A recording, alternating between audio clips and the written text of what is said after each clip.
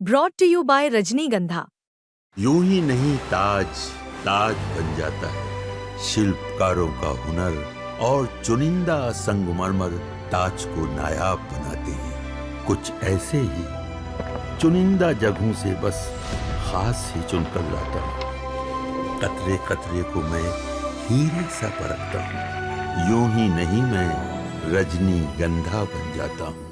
आपकी किताब में अयान गुप्त का चूंकि उल्लेख हो गया, तो अयान का जो चित्रण आपने किया है, जो जिस तरह का कोई भी बड़ा जमींदार किसी पुराने ज़माने में जो होता था, बहुत सारी अगर उसके पास ताकत है, अय्याशियाँ उसके पास होती हैं, वो बाकायदा नर्तकियों के पास भी जाता है। उसकी अपनी भी एक बहुत प्रिय पात्र है जिससे वो सब कुछ सीखता है। यहाँ तक कि राधा की शादी से के समय पैरेलल चल रहा है। और वो आप अगर मैं गलत नहीं हूँ तो राधा सेज पे होती हैं और वो उसके पास चला जाता है। ठीक है, सही। तो क्या हम ये कह सकते हैं कि राधा को वह प्रेम अयान गुप्त से नहीं मिला, या उनके प्रति वह आकर्षण नहीं हो पाया, उसके चलते वो श्री कृष्ण के प्रति आकर्षित हुई? ऐसा कुछ रहा होगा? नहीं, इन दोनों के प्रेम मैं को बताती हूँ आपको, जैसा कि मैंने अपने दिमाग में इनका चित्रण किया। जिस वक्त से राधा छोटी सी बालक थी, एक बच्ची थी, बालिका, उसके जहन में एक सांवले रंग का एक कोई व्यक्ति उसको सपनों में आता था। उसको लगता था कि ये मेरा पति है और इसी से मेरी शादी होगी।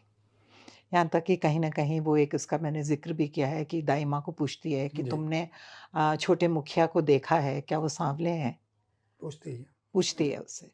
तो अपने दिमाग में राधा ने तो ऑलरेडी शादी कर ली थी उससे, और जैसा कि मैंने दिखाया है कि छवि थी, शक्ल कभी नहीं दिखाई कृष्ण ने उनको सपने में।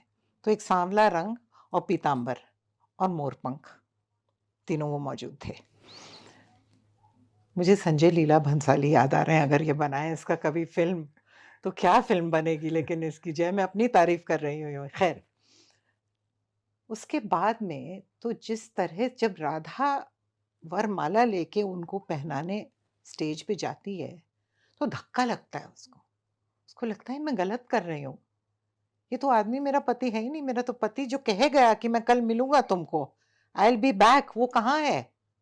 तो रोते धोते जैसे वो सब नगाड़े बजते हैं, ढोल बजते हैं, शहनाइयाँ बजती हैं, शादी हो जाती है। राधा उस वक्त से कभी ये एक्सेप्ट कर ही नहीं पाई कि ये मेरा पति है, मजबूरन किया। लेकिन उसमें ये एक स्त्री में जो अंदर एक ईर्ष्या होती है, और वो मुझ में भी है, कि मुझे लगता है कि मुझसे ज्यादा अच्छी कौन है वो। तो ठीक है, मैं छोटे मुखिया से मैं प्यार नहीं करती हूँ, या छोटे मुखिया मुझे नहीं आकर्षित करते, लेकिन ऐसी क्या चीज है छोटे मुखिया के पास में जो मुझसे बेटर है? तो वो अब दाई से पूछती भी है कि दाई क्या है उसमें जो मुझ में नहीं है।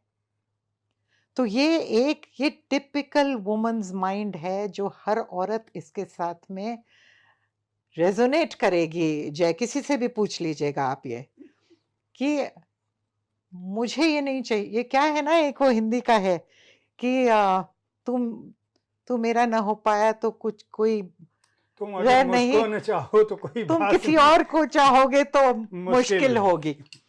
ये एक टिपिकल वुमेन्स माइंड है।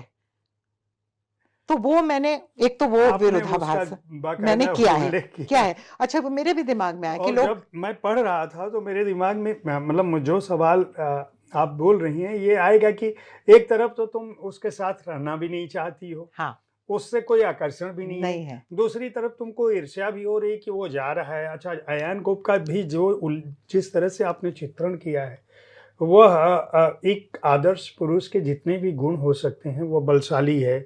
उसके अगर आधुनिक शब्दों में कहें तो पूरे ऐप्स हो सकते हैं। सारी पौरुष अय्याशियां सब कुछ उसमें उसके है अंदर है। जो कि बलशाली या सामर्थ लोगों वो- में हाँ, या वहाँ के जिनको पावरफुल ट्राइब्स बोलते थे ये सब हुआ करते थे।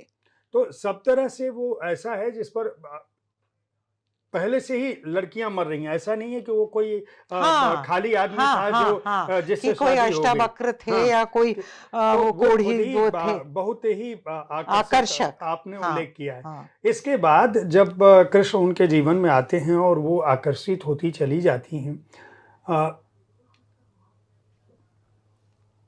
राधा को तो उस समय नहीं पता रहा होगा, भले ही कितना भी आकर्षण महसूस कर रही हूँ कि ये बच्चा जो है ये बड़ा होगा और एक समय हमारे साथ रास करेगा। नहीं, लेकिन उसका भी मैंने अपने को कवर कर लिया इस सवाल के लिए कि कितनी बार राधा को ऐसे अ, जैसे वो कहते हैं ना उसको एपिफनी बोलते हैं इंग्लिश में, मेरे को हिंदी का वर्ड मालूम नहीं है, कि दिखाई दिया उनको।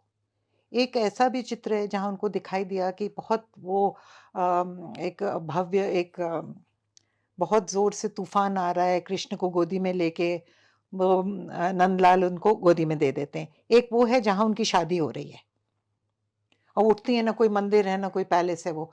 तो अपने भीतर में वो सब हुआ इनके साथ में।